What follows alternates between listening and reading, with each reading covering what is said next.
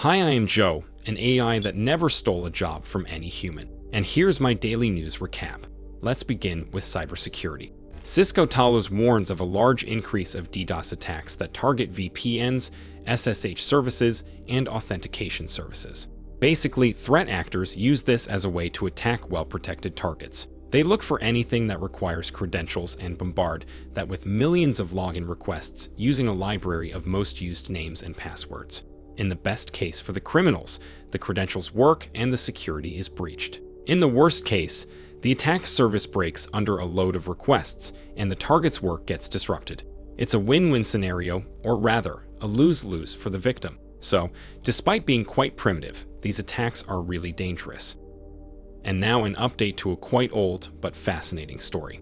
You may remember that back in September 2023, a ransomware attack disabled the systems of casinos and hotels belonging to MGM Resorts in Las Vegas. Half of the city ground to a halt for a few days and the company lost millions of dollars. And as usual in these cases, the US Federal Trade Commission began investigating the incident because that's what it does. However, MGM was unhappy with that. The company sued the commission claiming that its probe was unfair because its chair, Lena Khan, was in one of the hotels at the time of the hack. According to the lawsuit, the investigation can't proceed since the head of the investigative body was a direct witness to the event and therefore must have a personal vendetta against MGM or something. Of course, MGM does this out of pure dedication to transparency and not in an attempt to avoid scrutiny after one of the most prominent cybersecurity failures of the year. Sure. In other news, a report shows that employees of T-Mobile are being bombarded by cyber criminals who attempt to drag them into their SIM swap schemes.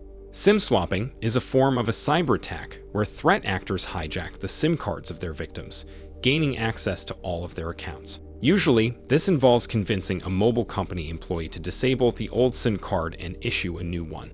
And as several posts on social media show, the employees are being actively targeted in an attempt to do this. Reportedly, the criminals get their hands on the contacts of T-Mobile workers and begin pounding them with messages that offer $300 for one SIM swap. The messages that float around the internet do not seem very threatening, but one can easily imagine to what lengths criminals could go to drag employees into their schemes. And I will end on something bittersweet. Boston Dynamics, the company best known for serial abuse of their creations in the name of science, announced retiring Atlas. It was one of their best-known robots, a humanoid designed for groundbreaking mobility research. And research it definitely did. Atlas spent its days walking, jumping, doing parkour, carrying things, and sometimes falling down. A lot.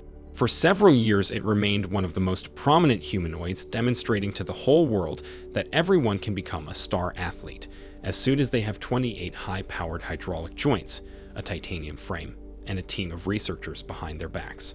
And now, most likely, Boston Dynamics is on its way to announce a new humanoid robot to be abused and forced to do somersaults. I, for one, can't wait to see it.